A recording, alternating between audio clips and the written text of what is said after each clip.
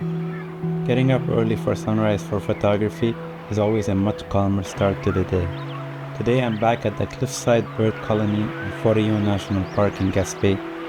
I got set up with my telephoto lens and waited for that early morning light to light up the cliffs. I am hoping to photograph birds in flight. Upon reflection, I noticed an abundant amount of double-crested cormorant perched on the cliffside and in flight. Every now and then they would leap off the cliff and fly alongside, which made for ideal settings for wildlife photography.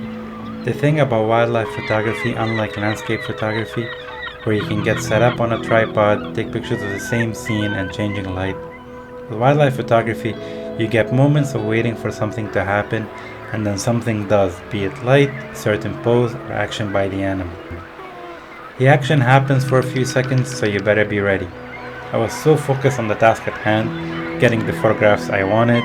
Every now and then, the bird would be in the perfect position to photograph, but it would last a few seconds. I was having a lot of fun taking pictures repeatedly of the same thing over and over, just to make sure I get one or a couple of good images that I'm happy with.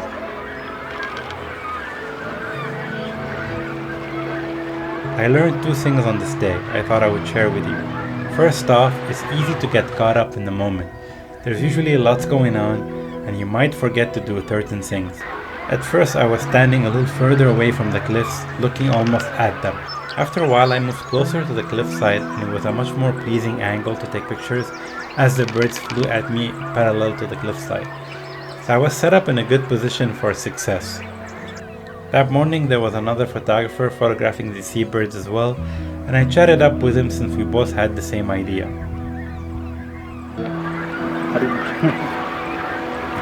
Which one do you have? Which one?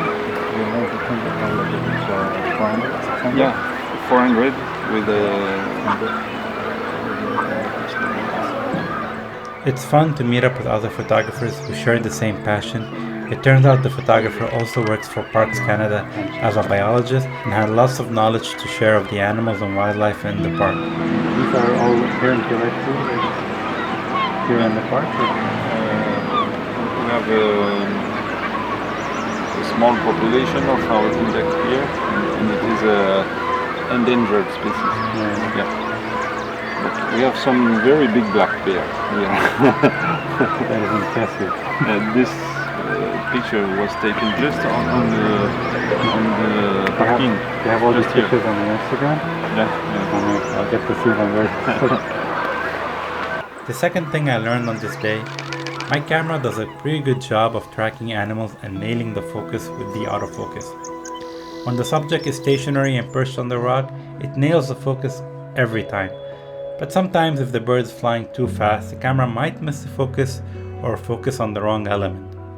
One thing you can do is if you're photographing birds parallel to the cliffside as your subject is flying towards you, you can use any part of the cliffside to focus on and lock your focus, or switch your camera to manual focus after selecting a point of focus.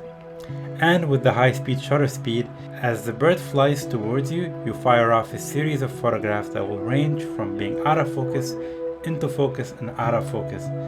So as the birds fly through your depth of field zone, you are sure to have at least one sharp photo this way. I still do trust my autofocus, and I had success on this day trying both techniques, and I thought I would share this with you. I ended up getting these photographs that I'm quite happy with. Here's the best ones from this day.